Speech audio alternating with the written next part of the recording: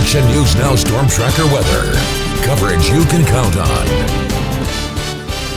It is windy and warm over the Dixie Fire area, but this is the first time in a long time I've seen it look so clear over Lake Almanor. In fact, it's really a beautiful sight out there. Chief Meteorologist Jason Stiff is tracking conditions. Jason, it's really nice to see that. Oh, blue sky, blue water. We can actually see both. We have some cumulus clouds, those puffy white clouds still visible, and green trees.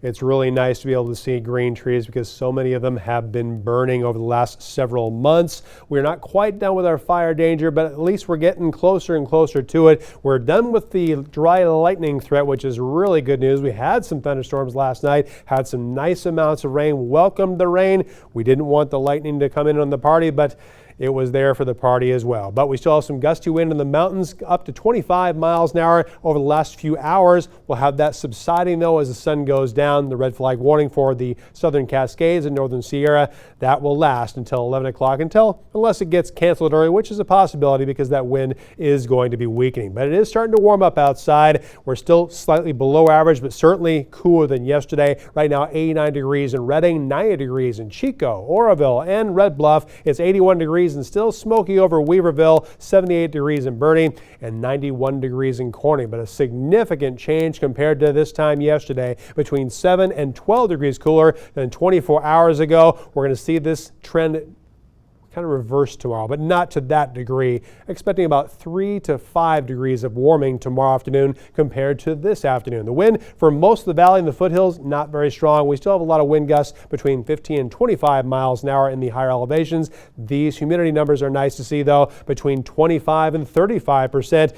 Don't get used to that either because it's going to start dropping tomorrow as we go back to the same old weather pattern as we move into the weekend and early next week. Just a couple light showers. They're trying to hang on over northwestern Modoc County, but those are falling around fairly quickly. And you can see looking at FUTURECAST, we're going to lose those clouds late tonight through early tomorrow. A fairly clear start to the day, but we're still going to have some smoke to deal with as we go forward. We'll have some high clouds also starting to move into our sky from the south, but these are not rain-bearing clouds. They just make for a really pretty sunrise as well as a really pretty sunset Sunday night, and we'll have a fairly quiet weather pattern going forward. But what about all that smoke? I'm going to give you your smoke tracker forecast coming up in the second half hour because we're still going to have the potential for some more smoke hanging around the area. Thankfully, the air quality has really improved recently, and especially the last 24 hours. The valley, the foothills in the good to moderate category, but it's still very unhealthy around parts of Trinity County as well as Siskiyou County. Now, if you want to get outside and enjoy the improved air quality, at least while we have it, you can do that. You can get outside and do some running or walking in the morning.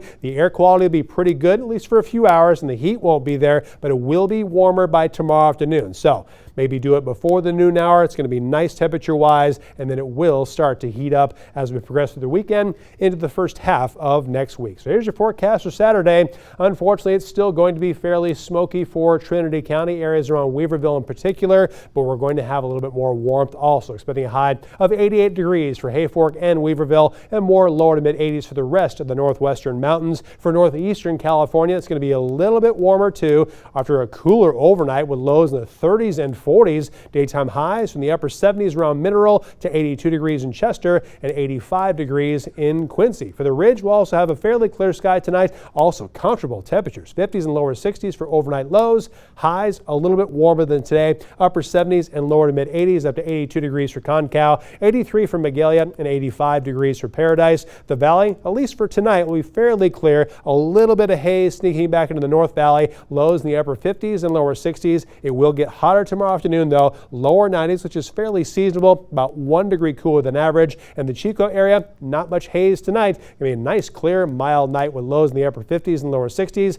Highs back in the lower 90s tomorrow afternoon. It will be hazy in the southern part of the valley, but it's going to be smokier north of Red Bluff. Here's a 7-day forecast for Chico, warming up to 95 degrees on Tuesday with more sunshine, a chance for some windy weather by next Friday. And for the Redding area, expect some haze and smoke this weekend, heating up to 98 degrees by Tuesday.